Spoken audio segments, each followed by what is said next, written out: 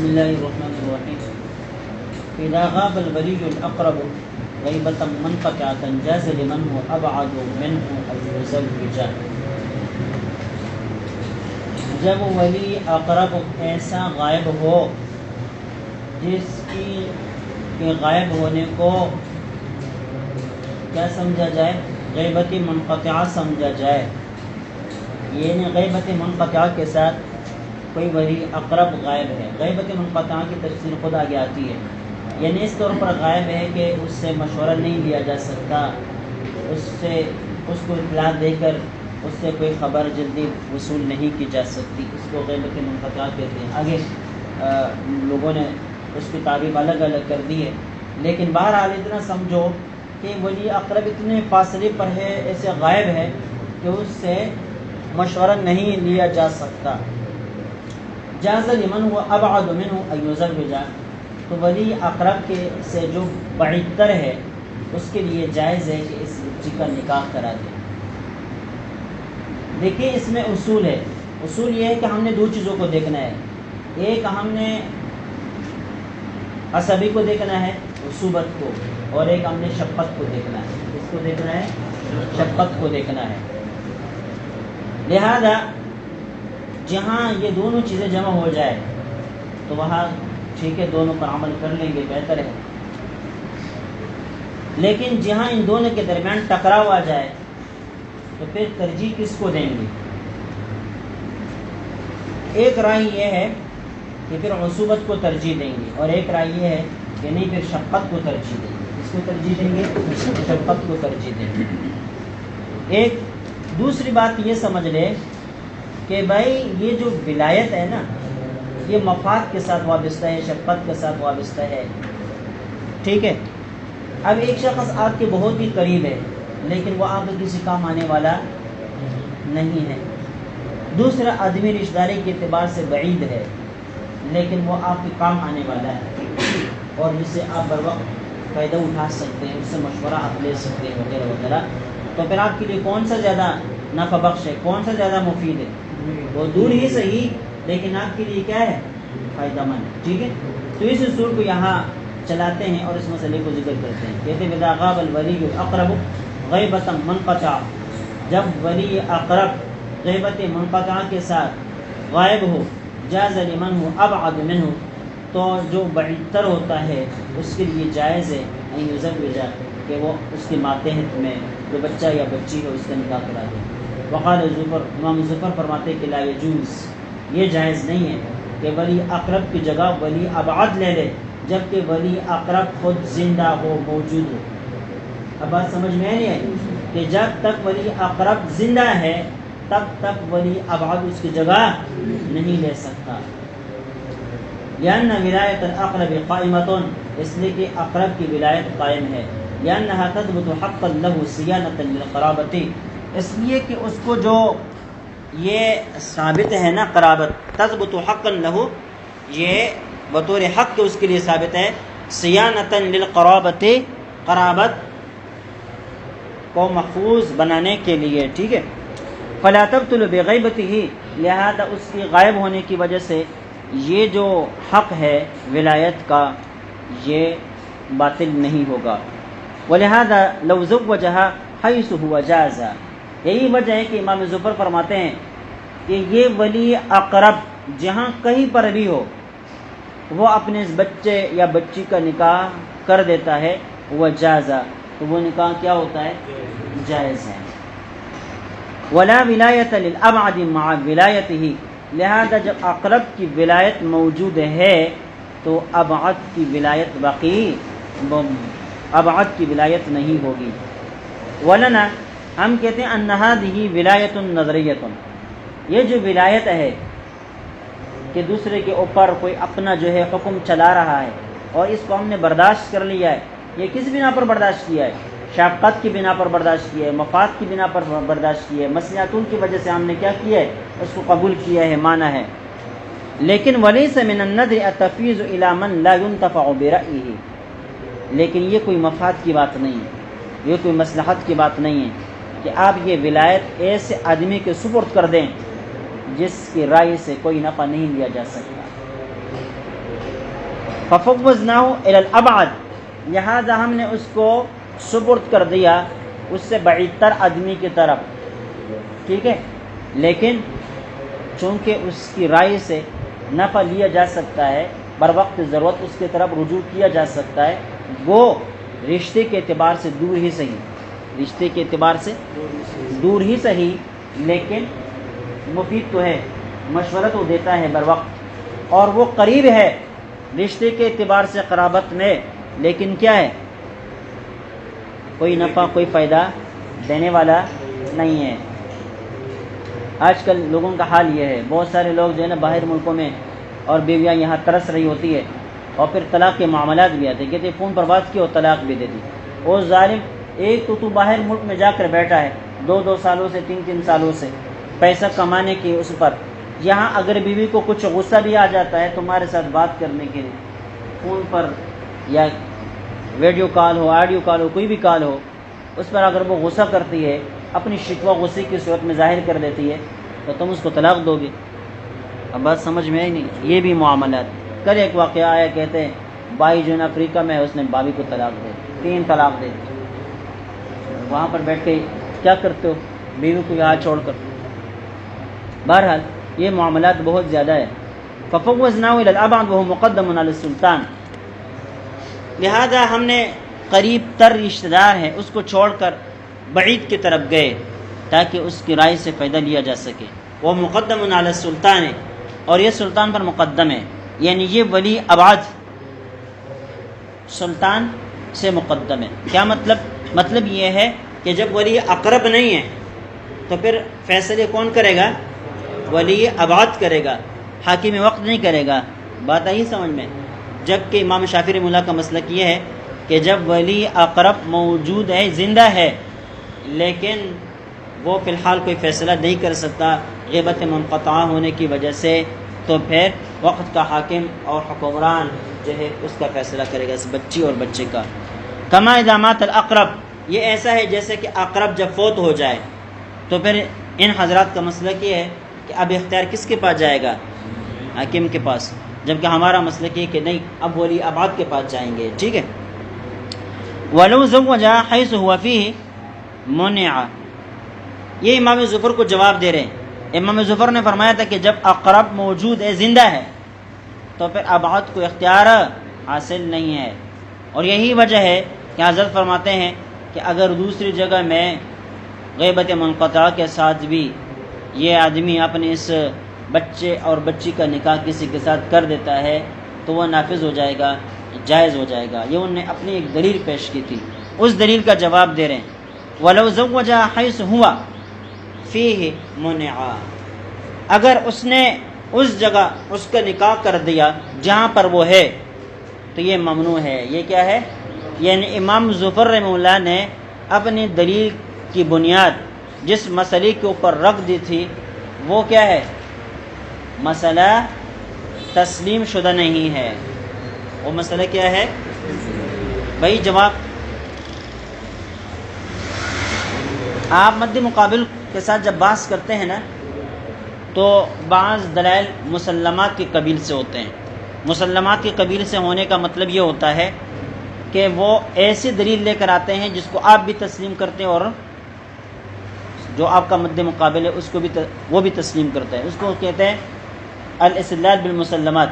جو مسلمات عامہ ہے یا مسلمات مستدلین ہے، آپ اس کے ذریعے سے اپنی دلیل پیش کر لیں، ایک صورت یہ ہے۔ دوسرے یہ ہے کہ آپ جو ہے نا خود مانے یا نہ مانے، وہ آپ کا مسئلہ ہو یا نہ ہو، لیکن سامنے والے کا مسئلہ وہی ہو، تو آپ اس سے استدلال کریں۔ بھائی آپ ان سے کہے کہ یہاں پر بھی حکم ایسا ہی ہے جیسے کہ تم فلاں مسئلے میں ایسا کہتے ہو، جیسے کہ تم فلاں مسئلے میں ایسا کہتے ہو۔ اب وہ فلاں مسئلہ میں مانتا ہو یا نہیں مانتا، لیکن تم تو مانتے ہو، تم تو مانتے ہو، لہذا جب اس کو مانتے ہو تو اس کو بھی ماننا پڑے گا۔ اب بات سمجھ میں نہیں؟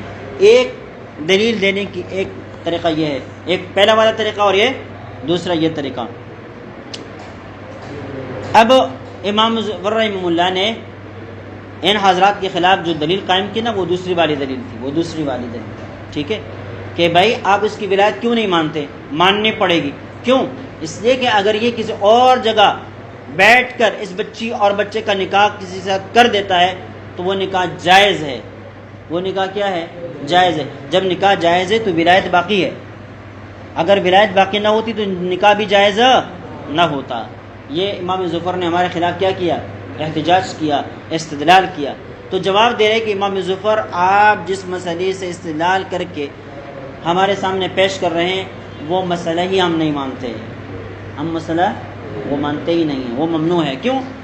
اس لیے کہ ہم یہ کہتے ہیں کہ ولی اقرب کے بعد جب ولی ابعد کو اختیار مل گیا، ولایت مل گئی، تو اس کی ولایت ختم ہو گئی. اس کی ولایت کیا ہو گئی؟ ختم ہو گئی، منقطع ہو گئی، ختم. جب وہ منقطع اور ختم ہو گئی تو اب وہ کسی اور جگہ بیٹھ کر اس بچے اور بچی کا نکاح نہیں کر سکتا. سمجھ گئے؟ اس وجہ سے کہہ رہے ہیں کہ امام ظفر آپ نے جو دلیل پیش کی تھی منع، وہ ممنوع ہے. وبعد التسلیم، ہاں ہم تسلیم کر دیتے ہیں. ایک تسلیمی جواب بھی ہوتا ہے. تسلیمی جواب کا مطلب یہ ہوتا ہے کہ سامنے والا آدمی آپ کے اوپر ایک الزام لگائے، آپ کے اوپر کیا کرے کہ آپ کے مسلک میں ایسا ہے ایسا ہے. آپ ان سے کہیں کہ ہمارے مسلک میں یہ ہے یا نہیں ہے یا نہیں، وہ الگ مسئلہ ہے، لیکن فی الحال میں مان لیتا ہوں، فی الحال میں مان لیتا ہوں. اور پھر آپ اس کو جواب دیں، آپ اس کو کیا کر لیں؟ جواب دیں. اس کو کہتے ہیں تسلیمی جواب. اچھا، پہلے والے کو الزامی جواب کہا جا سکتا ہے، دوسرے والے کو کیا؟ تسلیمی جواب. نقول للابعد بعد القرابۃ وقرب التدبیر، ہم کہتے ہیں کہ جو ابعد ہے، ٹھیک ہے، وہ قرابت کے اعتبار سے تو دور ہے، لیکن وہ قرب التدبیر، لیکن تدبیر اس کا قریب ہے، سامنے بیٹھا ہے. آپ اس سے اس وقت بیٹھ کر مشورہ کر سکتے ہیں، اس سے کوئی تدبیر لے سکتے ہیں. وللأقرب اقصہ، اور جو اقرب ہے نا اس کے لیے معاملہ اس کا الٹ ہے، یعنی ہے تو وہ قریب تر لیکن تدبیر اس کی بعید ہے، تدبیر اس کی بعید ہے. اب اسے مشورہ نہیں کر سکتے ہیں. فنزلا منزلۃ ولیین متساویین، لہذا یہ دونوں دو اولیاء متساویین کے منزلے پر ہو گئے. یعنی یہ ایسا ہو گئے جیسے کہ نہ کوئی بعید ہو نہ کوئی قریب ہو، دونوں ہم پلہ ہو، دونوں ہم پلہ ہو. اور فأیہما عقد نفذ ولا يرد، اور پھر جب ہم پلب ولی ہوتے ہیں نا تو ان اولیاء میں سے کوئی بھی عقد کر دیتا ہے تو وہ عقد نافذ ہوتا ہے، اس کو رد نہیں کیا جا سکتا. جیسے کہ ایک شخص کے ایک بچی ہے، اس کے بھائی ہے، اور کوئی رشتہ دار اس بچی کا نہیں ہے، باپ نہیں ہے، دادا نہیں ہے، بیٹا نہیں ہے. اب یہ کیا ہے؟ بچی ہے. اب بھائی بالغ ہے ان کے دونوں، تو بھائی ہی ولی ہوں گے نا. تو ولی بھائیوں میں کوئی قریب کوئی بعید ہوتا ہے؟ نہیں، دونوں متساوی ولی ہے، دونوں متساوی ولی ہے. لہذا ان دو بھائیوں میں سے اس بہن کا نکاح کوئی بھی کرا دے گا نافذ ہوگا اور جائز ہوگا. تو اسی طرح ولی اقرب اور ولی ابعد، ولی اقرب اب چونکہ فی الحال موجود نہیں ہے تو ولی ابعد کو ہم ولی اقرب کی جگہ پر اتار دیتے ہیں اور دونوں کو مساوی بناتے ہیں. دونوں کو کیا کرتے ہیں؟ مساوی بناتے ہیں. لہذا جس کسی نے بھی اس کا نکاح کر دیا جائز ہوگا، جس کسی نے بھی اس کا نکاح کر دیا جائز ہوگا. یہ تو تسلیمی جواب ہے، ورنہ پہلا جواب جو تھا وہ انکار پر مبنی تھا اور بتلایا دیا گیا تھا کہ ہم نہیں مانتے. ٹھیک ہے، آپ نے جو مسئلہ پیش کیا ہے ہم اس مسئلے کو نہیں مانتے. اللہ اکبر. والغیبۃ المنقطعۃ ان یکون فی بلد لا تصل الیہ القوافل فی السنہ الا مرۃ. اب غیبت منقطعہ کی بات اوپر آئی تھی، تو غیبت منقطعہ کیا ہے؟ ان یکون فی بلد، وہ اتنا دور ہو کہ لا تصل الیہ القوافل، ایسے دور کی جگہ میں رہ رہا ہو کہ جہاں قافلے نہ پہنچتے ہو، فی السنۃ الا مرۃ، سال بھر میں مگر ایک بار. اتنے دور ملک میں رہتا ہے کہ وہاں پر سال بھر میں صرف ایک سواری جاتی ہے اور کوئی جو ہے نا کنیکشن اور کوئی تعلق نہ ہو.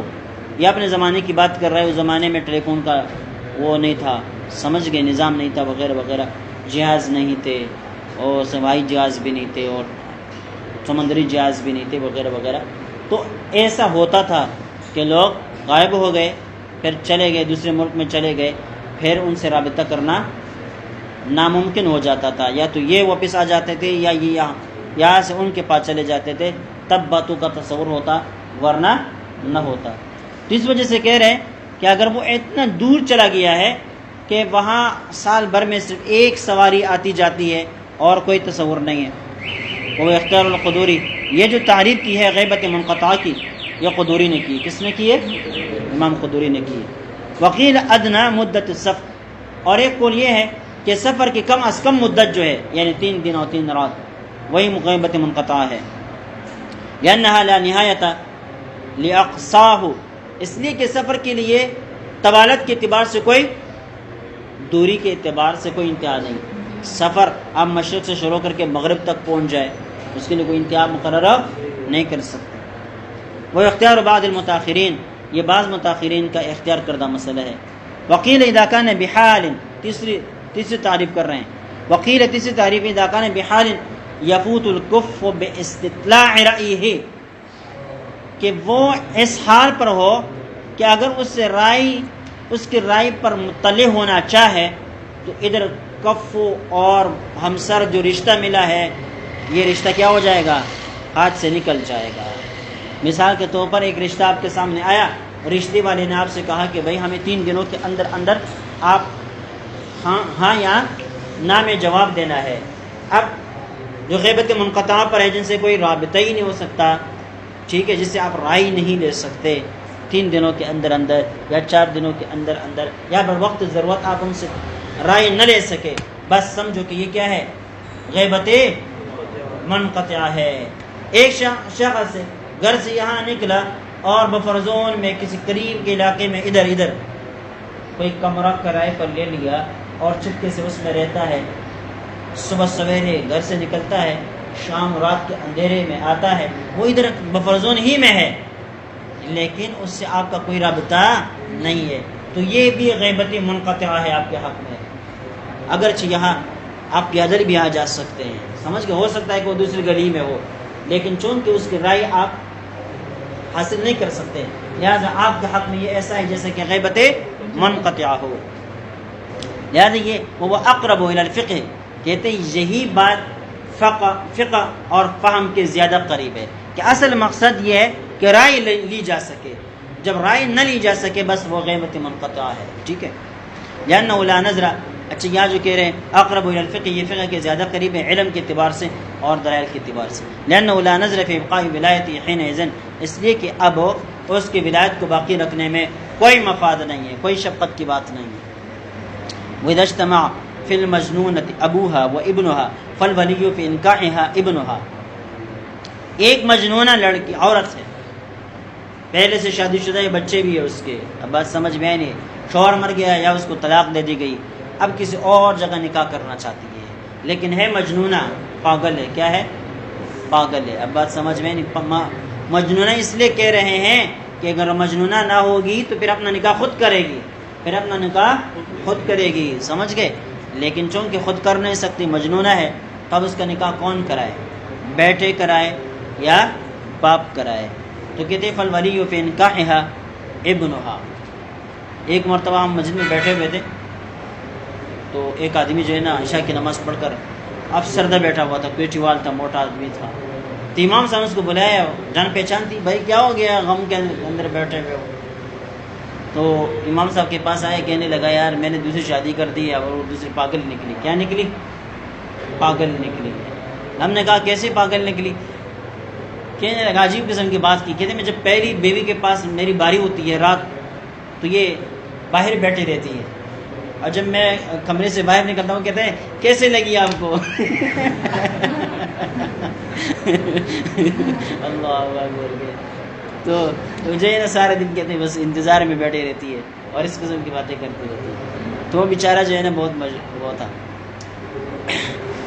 اذا اجتمع في المجنون ابوها وابنها فالولي في انكاحها ابنها، اب باپ بھی موجود ہے، بیٹا بھی موجود ہے، تو نکاح کون کرائے؟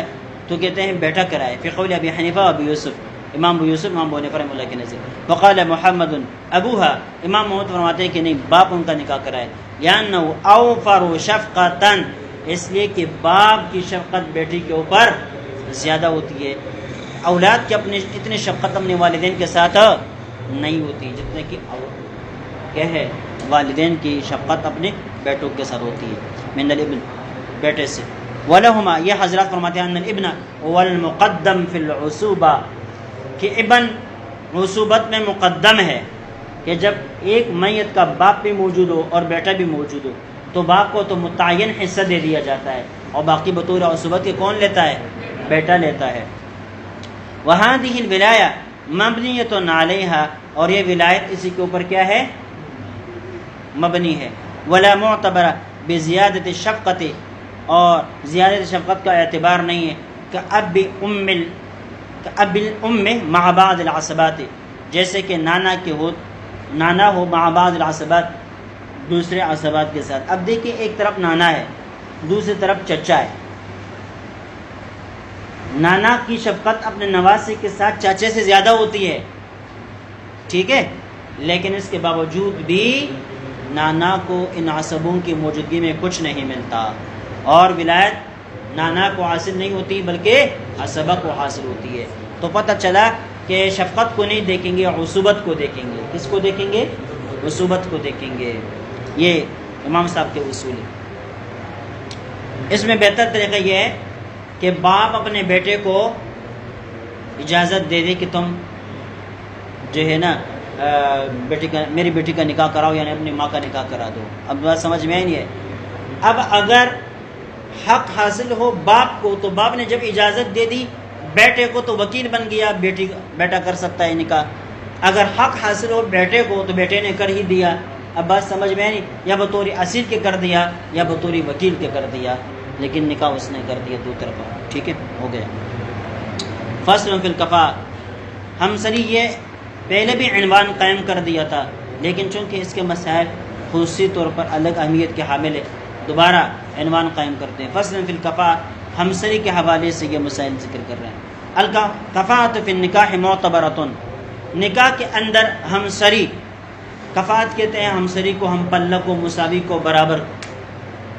برابری ہونی چاہیے. دیکھیں نکاح کے اندر جب تک ذہنی ہم آہنگی نہ ہوگی نا تو شادیاں نہیں چل سکتی. ذہنی ہم آہنگی ہونا لازمی ہے. اب وہ ذہنی ہم آہنگی کسی بھی اعتبار سے ہو اور میں بھی انہیں ایک دوسرے کو اس اعتبار سے قبول کر لیا ہو تو ٹھیک ہے ان کا جو ہے نا وہ گھر آباد رہتا ہے لیکن جب ذہنی ہم آہنگی نہیں ہے تو پھر کیا ہے گھر آباد نہیں رہتا. اب بعض صورتوں میں بیویاں گھروں کے اندر بیٹھی ہوئی ہوتی ہے ایسا نہیں کہ آپ کی بات نہیں مان رہی اور آپ ان کی بات نہیں مان رہے لیکن وہ دل آپس میں ملے ہوئے نہیں ہوتے تو جو ہے نا وہ جو محبت کی چاشنی اور مزہ اور وہ ہوتا ہے وہ ان دونوں کو حاصل نہیں ہوتے اگرچہ بہت سارے اولاد اور بچے کیوں پیدا نہ ہو جائے. اب بات سمجھ میں نہیں ہے. تو کہتے ہیں ذہنی ہم آہنگی لازم ہے. اب ذہنی ہم آہنگی کیسے ہوگی اس کے لیے کوئی نہ کوئی اصول ہونا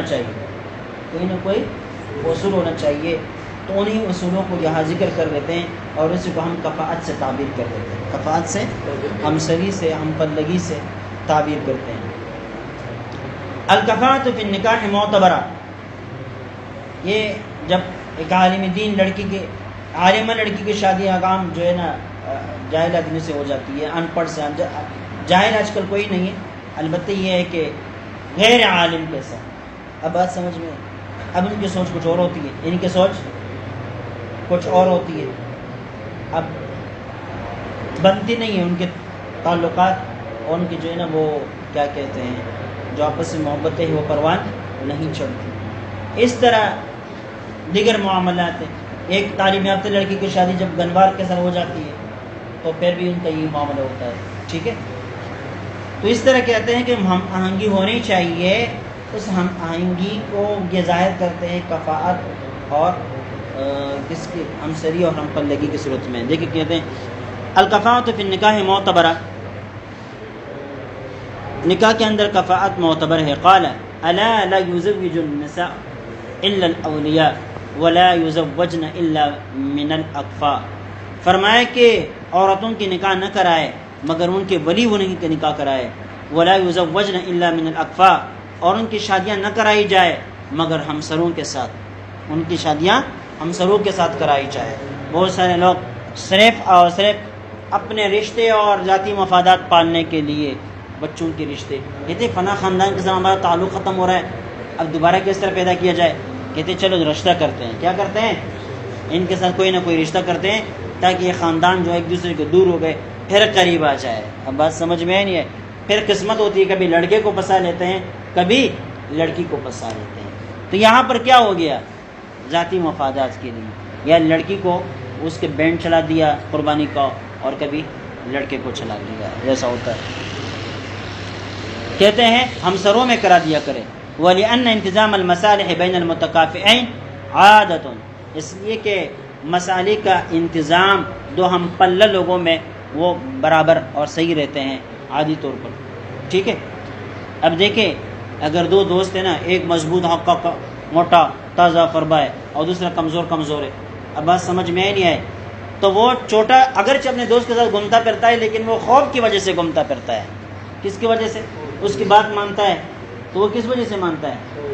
خوف کی وجہ سے مانتا ہے. وہ ایک گھرانہ تھا, تو بڑا بھائی وفات ہو گیا, تو چھوٹے بھائی نے لڑائیاں شروع کر دی کہ بھائی فلاں جگہ میری ہے, فلاں پلاٹ میں میرا حصہ ہے, فلاں پلاٹ میں میرا حصہ ہے, گھر میں میرا حصہ ہے. تو جو وفات پا گیا تھا تو اس کے بچوں نے اس کو کہا کہ چچا اگر تمہارے فلاں پلاٹ میں تمہارا حصہ تھا, فلاں زمین میں تمہارا حصہ تھا, فلاں گھر میں تمہارا حصہ تھا, تو جب والد صاحب زندہ تھے اس وقت کیوں نہیں بول رہے تھے؟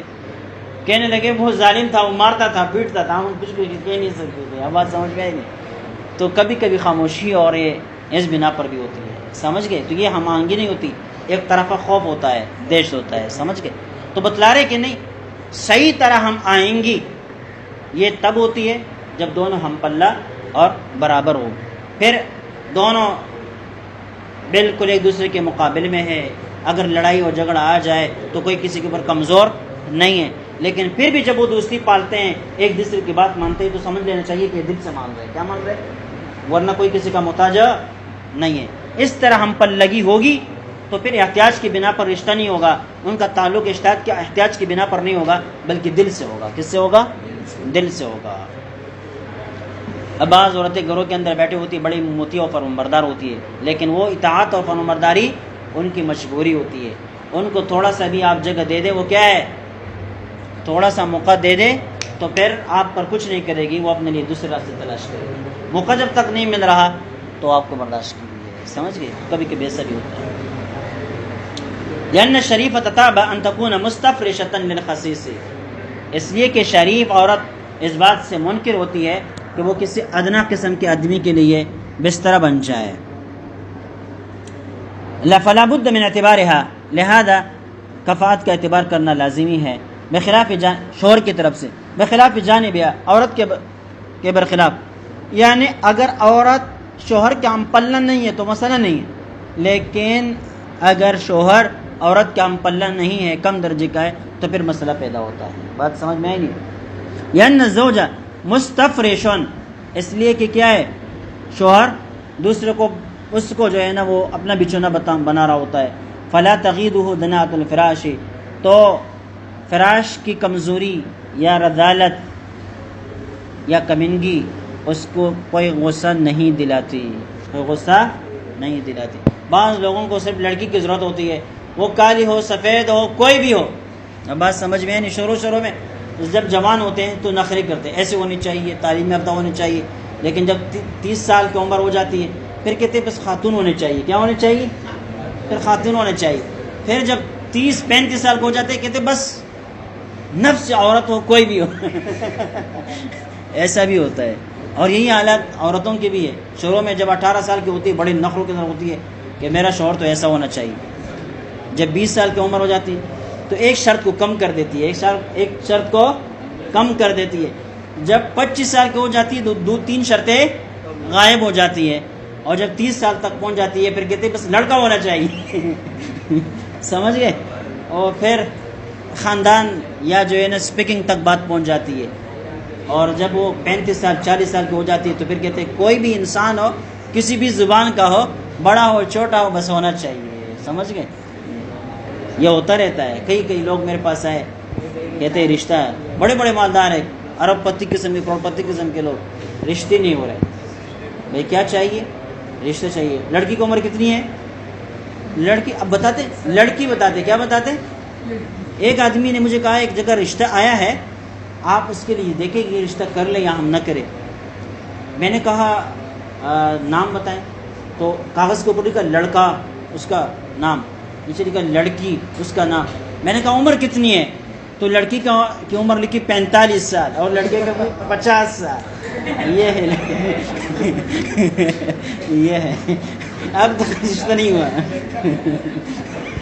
50 سال کا لڑکا، سمجھ گئے؟ یہ بھی ہوتا ہے۔ اللہ اکبر کبیرہ۔ تو یہ سب سے جو ہے نا دنیا میں، مولانا شمس الحق افغانی رحمہ اللہ نے ایک بات لکھی ہے کہ دنیا میں سب سے بڑی لذت جو ہے یہ میاں بیوی کے آپس میں جو ملاپ ہے، دنیا کی سب سے بڑی لذت یہی ہے۔ اب یہ حضرات کھاتے پیتے تو صحیح ہے لیکن ان لذتوں سے محروم رہتے ہیں۔ میں نے ایک جگہ کتاب کے اندر، غالباً کسی جگہ میں نے لکھا یا کسی بیان کے اندر میں نے کہا، ایک آدمی کے بارے میں نے پڑھا قبیلے ابیجام سے اس کا تعلق تھا، قبیلے جہم سے یا جامیہ سے، اس طرح کوئی قبیلہ اس کا تعلق اس قبیلے کے ساتھ تھا۔ اس کے 1000 بیویاں تھیں اور 4000 اس کے بچے تھے،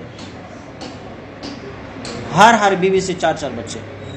تو کہتے پورا قبیلہ، پورا خاندان اس سے بنا ہوا تھا اور وہ خود بھی زندہ تھا اور بچوں کی اولاد سارے جو ہے نا پورا بہت بڑا خاندان بن گیا تھا۔ تو آپ دیکھیے دنیا میں سب سے بڑی لذت، ان کو ہم جاہل کہتے ہیں، کیا کہتے ہیں؟ جاہل کہتے ہیں ان کو ہم کیا، لیکن یہ ساری لذتیں ان نے جمع کی اور اٹھی۔ اب بات سمجھ میں آئی نہیں؟ اور تم جو ہے نا ایک بیوی کو یہاں لوگ نہیں سنبھال سکتے، یہ معاملات۔ تو کیا کرنا ہے پیسوں پر، کیا کرنا ہے دولت کے اوپر کہ جب ان لذتوں سے آپ کیا ہے محروم ہے، ٹھیک ہے۔ وَإِذَا زَوَّجَتِ الْمَرْأَةُ نَفْسَهَا مِنْ غَيْرِ كَفٍ، جب عورت اپنا نکاح غیر کفوں میں کسی کے ساتھ کر دے، جیسے کہ آج کل لڑکیاں کرتی ہیں، کورٹ میں میرج کر دیا، لو میرج کر دیا، جا کے کسی کے ساتھ بھی کر دیا، اب بات سمجھ میں نہیں ہے، تو فَلِلْأَوْلِيَاءِ أَن يُفَرِّقُوا بَيْنَهُمَا، اولیاء کو یہ حق حاصل ہے کہ ان کے درمیان تفریق کرا دے، لیکن جدائی کر نہیں سکتے، عدالت کے ذریعے سے جدائی کرانی پڑے گی، سمجھ گئے؟ خود نہیں کر سکتے۔ دفعاً للضرر العام عن انفسهم، تاکہ ضرر عام کو اپنے آپ سے دور کر سکے، سمجھ گئے؟ البتہ یہ دوری تب تک کی جا سکتی ہے، یہ تفریق تک کی جا سکتی ہے، اختیار رہتا ہے جب تک ان کے یہاں بچے پیدا نہ ہو جائے۔ جب بچے پیدا ہو گئے تو کیا ہے، اب تفریق نہیں کی جا سکے گی۔ اب تمہارے پاس ایک پیکج آ گیا، کسی کو بگا کر لے جاؤ، 1 سال تک خفیہ رکھو، اور 1 سال کے بعد جب بچہ پیدا ہو جائے تو پھر دنیا کو بتاؤ، کوئی درمیان میں نہیں آ سکے گا، عدالت بھی جائیں گے تو کوئی تفریق نہیں کرا سکے گا، سمجھ گئے؟ لیکن یہ پیکج ہر کسی کو نہیں بتانا ہے بھائی، آپ کو بتا دیں۔ چلیے